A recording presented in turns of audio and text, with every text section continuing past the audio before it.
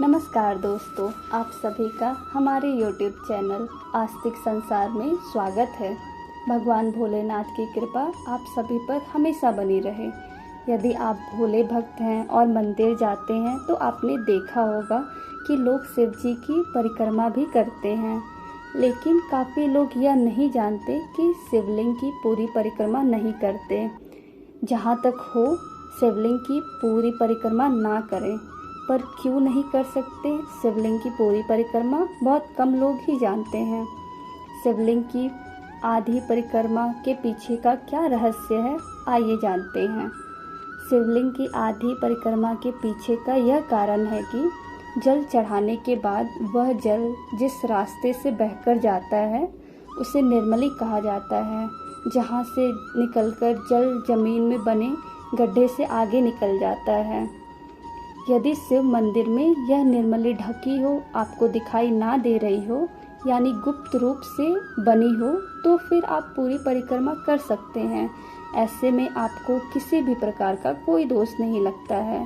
लेकिन यदि यह निर्मली खुली हो, शिवलिंग से जाता हुआ जल आपको दिखाई देता हो, तो फिर आपको आधी परिक्रमा ही करनी चाहिए।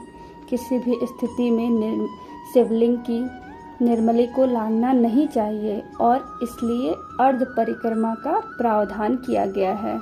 जिन शिवलिंगों में निर्मली खुली होती है उसे कदाचित नहीं लांघना चाहिए, इससे भयंकर दोष लगता है।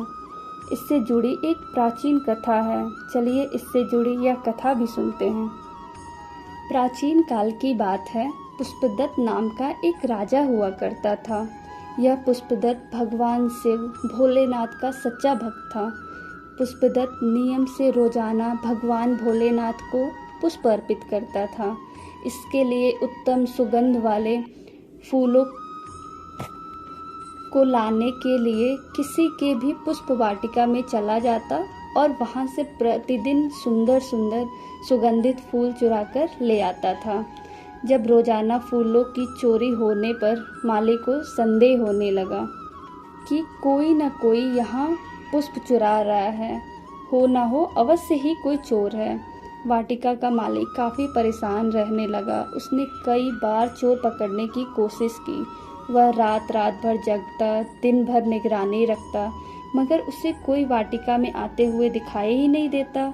अंत में माली परेशान होकर वाटिका के मालिक को सारी बात बताई कि किस तरह से रोजाना चमत्कारी रूप से फूल गायब हो रहे हैं। फूलों की चोरी रोकने के लिए बागीचे का मालिक एक गुप्तचर नियुक्त करता है ताकि चोर पकड़ा जा सके। लेकिन इसके बाद भी अच्छे अच्छे सुगंधित फूलों की चोरी होती रही, क्योंकि पुष्पदत्त के पास अदृश्य होने की शक्ति थी, जिससे वह अदृश्य होकर फूलों की चोरी करता था। रोजाना इसी तरह से चलता रहा। गुप्तचर निगाहें बिठाकर बैठा रहता था, पर उसे कोई मिलता ही नहीं था। एक दिन की बात है। पुष्पदत्त परिक्रमा करते समय शिवलिंग की निर्मली यानी जल प्रवाहिका को लांघ गया। उसके परिणाम स्वरूप तुरंत ही उसकी अदृश्य होने की शक्ति समाप्त हो गई। लेकिन इस बात का पुष्पदत्त को पता नहीं चला कि वह अदृश्य नहीं हो सकता है। अगले दिन वह अपने नियम से पुष्प वाटिका में फूल चुराने गया। फूल तोड़ते समय गुप्तचर ने उसे पकड़ लिया। उसने अदृश्य होने की कोशिश भी की, पर अदृश्य ना हो सका।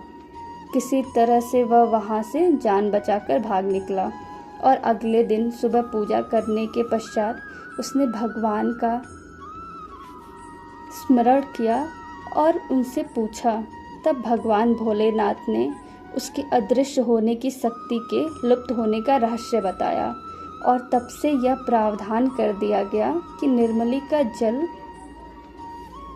लंघन किसी के द्वारा ना हो। प्राचीन काल से ही यह नियम है कि शिवलिंग के निर्मली को नहीं लांघ सकते।